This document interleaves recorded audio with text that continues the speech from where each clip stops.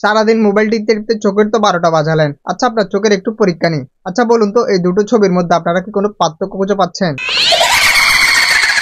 তাহলে এই দুটো ছবির মধ্যে আপনারা কোনো পার্থক্য খুঁজে পাননি, আমিও পাইনি। এনাকে এভাবে ভয়ঙ্কর ভাবে দেখে ছোট ছেলেদের অবস্থা।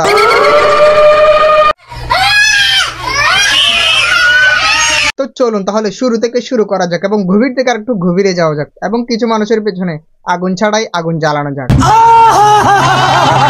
তো আজকের ভিডিও হচ্ছে সেই কুখ্যাত বিখ্যাত মান্য গণ্য জঘন্য টিকটকার যিনি কিনা গরুর ট্যাবলেটকে মোটা হয়ে গিয়েছে। তিনি 2023 সালে ছিলেন এমন, 2024 সালে ছিলেন এমন এবং 2025 সালে হয়েছে এমন। ভাই, পরিবর্তন যে কত ভয়ঙ্কর হয় সেটা আপনারা টিকটকারদের না দেখলে জানতেই পারবেন না। তো এনার এমন ভয়ঙ্কর পরিবর্তন দেখে ছেলেদের অবস্থা। ছোটবেলায় স্কুলের টিচার বলতেন পড়ালেখা করে যে গাড়ি ঘোড়া চড়েছে, কিন্তু 2025 এসে দেখি টিকটক করে যে গাড়ি ঘোড়া চড়েছে। তো এখন আপনাদেরকে এটাই দেখানোর চেষ্টা করব ইনি এই গাড়ির মালিক কিভাবে হলেন। ও শিট!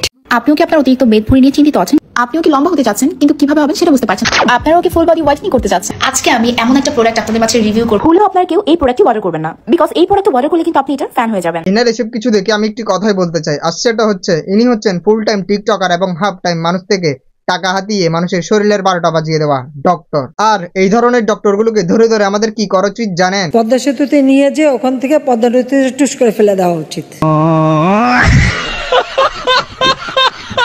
আপনিও কি মেস্টার সমস্যা নিয়ে চিন্তা আছেন? গ্লুটাথিয়ন দিলে কি আসলে আমাদের স্কিন ব্রাইটেনিং হবে? জাতির কাছে আমার একটা প্রশ্ন রয়ে গেল, আর সেটা হচ্ছে টিকটকাররাও কি আজকাল ডক্টর হয়ে গেছে নাকি? এই বিষয়টা, এই কথাটা কেউ হাস্যকর ভাবে নিবেন না। না ভাই, এনারা যেই জিনিসগুলো প্রমোশন করছেন কিংবা যেই প্রোডাক্টগুলো প্রমোশন করছেন এনারাও জানে এগুলো খেলে কিন্তু মানুষের অনেক ক্ষতি হয়, কিন্তু তাও এগুলো এনারা প্রমোশন করছেন।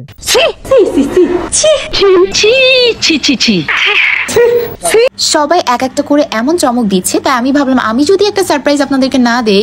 তো চলুন তাহলে দেখে আসি আপুটি আমাদেরকে কিভাবে সারপ্রাইজ দিল। সারপ্রাইজ যে কতটা বাজে এবং জঘন্য হতে পারে সেটা আপনারা এই সারপ্রাইজ না দেখলে আমরা জানতেই পারতাম না। ধন্যবাদ আপু আমাদেরকে এতটা জঘন্য সারপ্রাইজ দেওয়ার জন্য।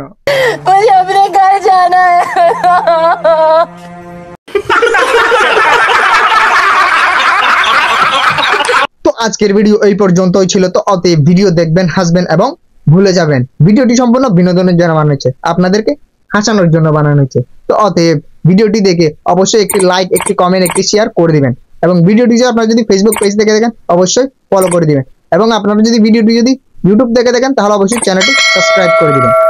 নমস্কার, ভালো থাকবেন।